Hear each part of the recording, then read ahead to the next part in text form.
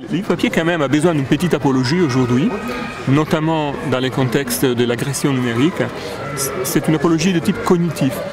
Le livre papier a des avantages cognitifs énormes par rapport à d'autres instruments de présentation des contenus, parce que c'est un objet qui empêche la distraction.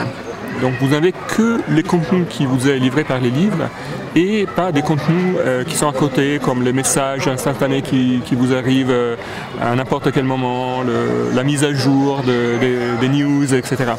Donc il n'y a pas de conflit possible dans le livre papier. On ne sait même pas comment faire pour inventer un livre papier qui puisse faire ça. On peut faire de la publicité dans un livre papier, vous ne l'achèterez pas. Et les livres papier, en un sens, vous offrent une espèce de contrat. Il y a un contrat entre l'auteur et vous, et le livre papier dit « je vous permets de respecter ce contrat d'attention qui fera en sorte que l'auteur vous amènera par la main là où il veut vous amener ».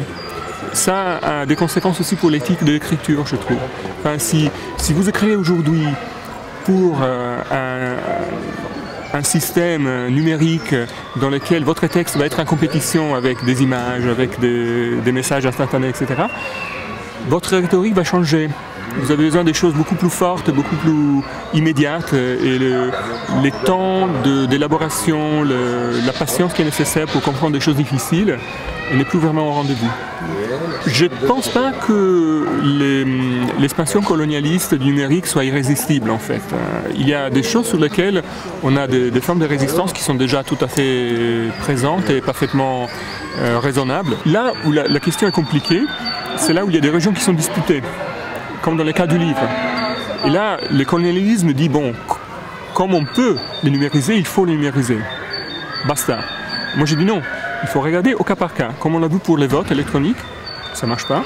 Pour les livres, on a le droit de regarder si certaines choses marchent ou d'autres choses ne marchent pas.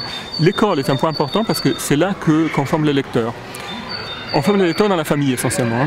Les lecteurs forts sont ceux qui ont des mères qui sont des lectrices, typiquement. Mais on ne peut pas culpabiliser les mères parce qu'ils disent pas à nos enfants, on ne peut pas culpabiliser même les enseignants parce qu'ils ne font pas lire. Il faut des réponses institutionnelles de l'école. Donc l'école doit créer des espaces protégés qui sont dédiés à la formation à la lecture. Je ne veux pas dire simplement à la lecture, apprendre à lire des choses complexes. Donc apprendre à lire des textes de 150 pages. Il faut faire des journées entières dans lesquelles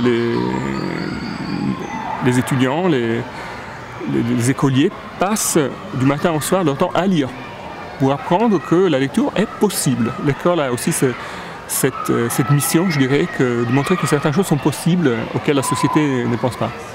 L'école est la prochaine victime de la colonisation numérique, où les objets numériques nous sont livrés avec une normativité implicite immédiate. Il faut absolument y passer. Enfin, vous voyez dans pas mal d'annonces spectaculaires, on a ministre après ministre suggère qu'il faut absolument que chaque élève ait dans son cartable. Et c'est pas très clair quel est le projet pédagogique qu'il y a derrière. En fait, il n'y a aucun projet pédagogique. Je ne suis pas un anti-numérique, je suis un anticolonialiste. Je répète contre l'idée que du fait qu'on peut faire la migration, il faut la faire. Moi, je pris par exemple des livres, j'achetais les livres qui sont de réimpression à OCR, donc reconnaissance des caractères, et puis on dit 99% de fiabilité dans la reconnaissance. Ouais. Réfléchissez, vous avez 3500 caractères par signe par page. Ça signifie 1% de faute de frappe, donc 35 coquilles par page. C'est pas vraiment un succès. Ah non, c'est le moins qu'on puisse dire.